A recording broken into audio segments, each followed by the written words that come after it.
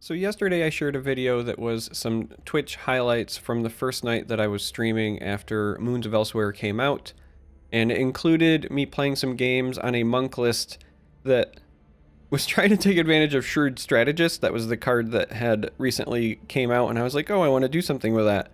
And so naturally I wanted to abuse Bandari Opportunist. I decided Unrelenting Siege was the way I wanted to do it, and things went kind of silly. So since I did the highlights video, I thought I would do a deck testing video. This is where I'm going to play the two games, win or lose, and share them with you. But also, this is my way of sharing what my current list for this deck is. Now, believe it or not, long term, I'm kind of convinced Shrewd Strategist might end up coming out for just some better options. But overall, this is what I've been using. And the combo, if you didn't watch yesterday's video, is that you run a lot of creatures that all have one attack power and or pilfer, and then you get to get multiple attacks with things like Unrelenting Siege or things like Master of Thieves. And then once you get your multiple attacks, you get to empower and trigger things like Spoils of War, or things like Bandit Ringleader will give things pilfer, so then they can attack more times with Master of Thieves, and so on and so forth. I am running Thieves Guild Fence here because the cost reduction actually matters when you start drawing a ton of cards. And we run a lot of 1-drops, so it makes them free, which is kind of nice. Getting to chain Opportunists for free is a big deal. And if I'm being honest, playing this, it's just removal bait a lot of the times. That's fine. So on and so forth. So this is the list. There will be the code in the description like I normally do. But we're going to do deck testing, right? So I'm going to go play 2 games, win or lose, so that I can further show off this deck, because yesterday's video was highlights. Then today will be this. Tomorrow will likely be more highlights from that first night. So after I did it in Monk, just because we wanted to be more ridiculous, we threw some Rimmon Siege Engines in and made it a Halalu deck. So tomorrow will be Halalu highlights. The day after that should, in all likelihood, end up being another deck testing video, but with the Halalu version. This is actually fine. We just need to find something to spend our magicka on. But, you know, we'll have some fun.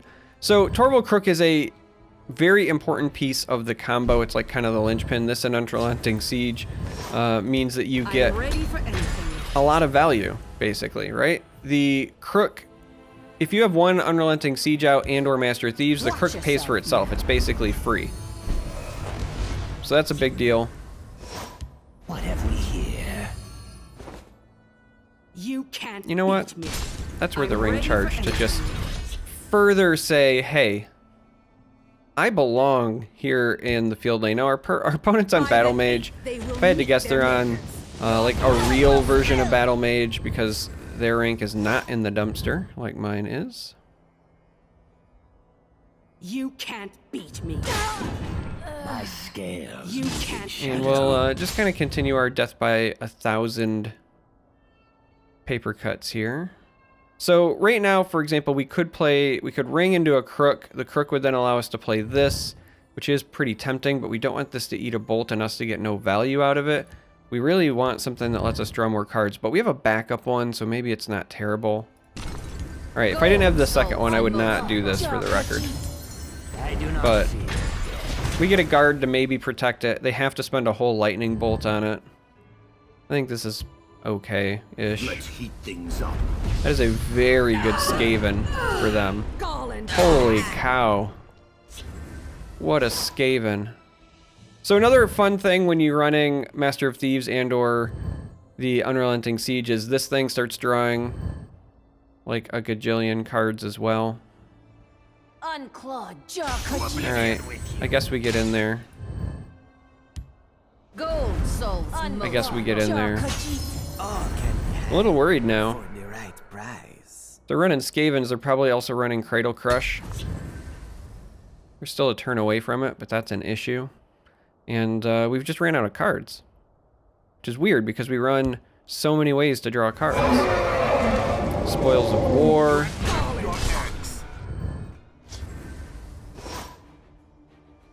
Alright, so speaking of drawing cards, will get what is needed. You are dead! Shapeskin fool!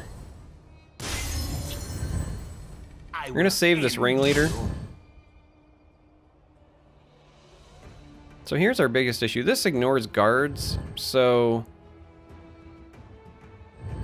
that's not doing a whole lot for us anyway. I honestly think we just overwrite this to get as much value out of this as we can this turn. We will make Let's go ahead and do this. Get what is needed. Let's draw 2 more cards. Feels good. Shapeskin, you are dead! Let's get some more magicka. That feels good. So normally you save this for your opportunists. We haven't really seen any. So I think instead what we're gonna do is play it on one of our Thieves Guild recruits here, just to make those better when we do draw them. And I think we'll just give them a lot of different targets. Kind of make them decide on their own what they want to deal with. So you can already see just with one Master of Thieves how you can quickly like ramp up and do a bunch of craziness. So the next step is like if you imagine Unrelenting Siege being here. Alright, and they're gonna bolt that. They really do not like the magicka use there, huh? So Ringleader here will let us draw 1 extra card, potentially. Master of Thieves means 2 extra cards because the thing will get Pilfer and be able to attack twice. This is going to eat this no matter what we do, so the reality is I think this just goes over here and we further establish ourselves. This one comes alone. Why must it always come to violence? Why must it always In this lane. come to violence?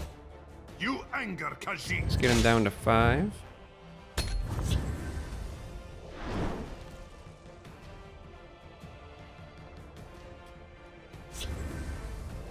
Alright, so the Mighty Conjuring would normally be a problem, but we have a kitty here.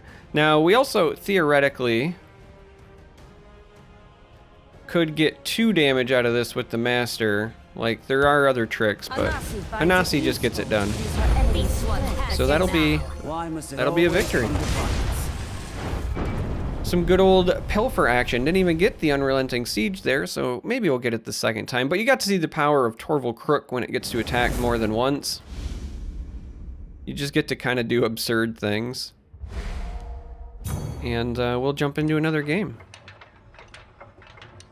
This is one of those decks that when it works, it really works, and when it doesn't work, it feels awful, but I think that the highs outweigh the lows in terms of fun factor. Like, I just have a lot of fun piloting this.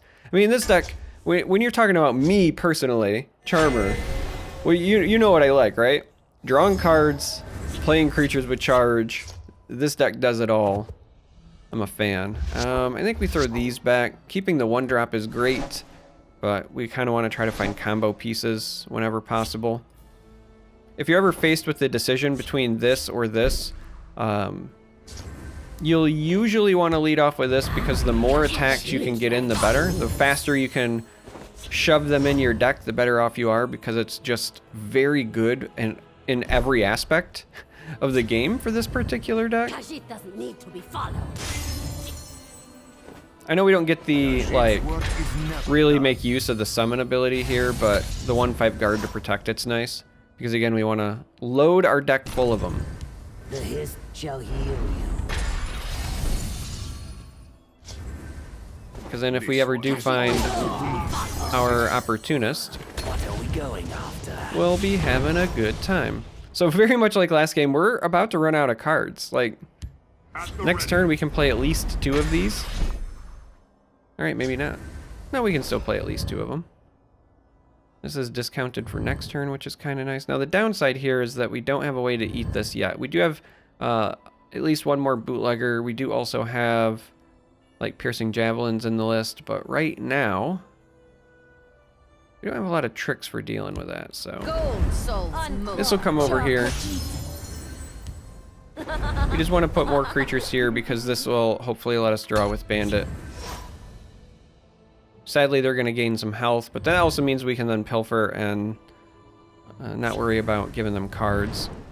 Oh. Go no further. That's not very nice. That's not very nice at all. Alright, so let's go ahead and do this. Let's get those cards back. Watch this. Blood Pack Messenger's a nice pickup. Cereal's a nice pickup.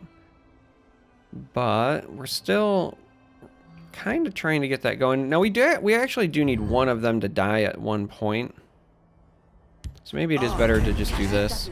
Because you need to be able to have one available in order to consume it if you do draw a strategist. I made that mistake multiple times on the opening night of streaming. That all true emperors must. Oh, that's not... Oh, that's the one? Okay. Like, of all the ones for you to mummify, I'm perfectly okay with that. Alright, give me something good here. Shaveskin fool! Watch this.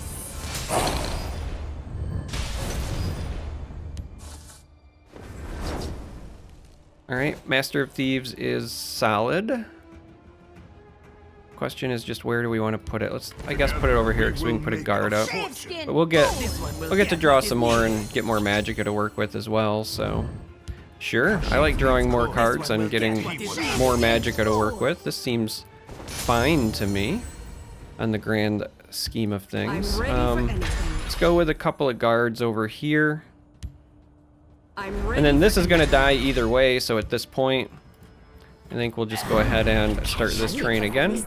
Because we're going to get 3 attacks out of it, and there's a chance that this might die, right? With the ring, this could be a Dawn's Wrath, but making sure that we get at least 3 attacks is good. Also, if we're breaking runes while Varen is here, they're not drawing cards, and I'm okay with that as well, because we're a combo deck. We're not an aggro deck. We can burst for like 20 plus when the time comes. I'm not worried about it. I smell the stench of the living. Alright, so they got rid of our crook. Fare no better. The javelin's kind of nice here. You can't beat me.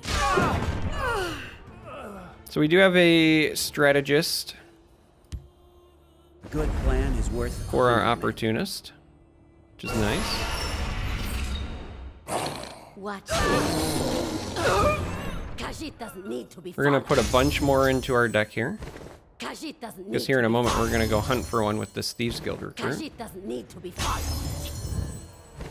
You can't beat You me. will not defeat. And again, like, You will I not actually don't defeat. mind Varen being there. I'm not worried about them gaining health. I'm far more worried about them drawing cards, so...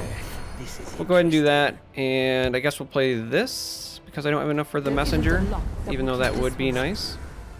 But, this is fun. Yeah, I was gonna say, there's no way that these are gonna survive for long. So we catch another Mummify. We're gonna take some value trades, but Varen is a double-edged sword, so... Hey, look. Khajiit likes these. Oh, hey, look, this one also... Khajiit likes these.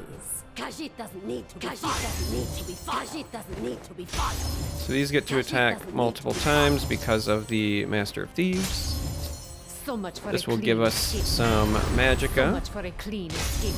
My scales move in You shadow. anger Khajiit. Why must it You always come to can't beat violence? me. And again, like, Varen, I'm okay with. Alright, so we're going to play this Unrelenting Siege because we're going to get more attacks out of a bunch of stuff, right? I like putting these in. This will give us more magicka back. So that's fun. And, alright, well, they'll just concede.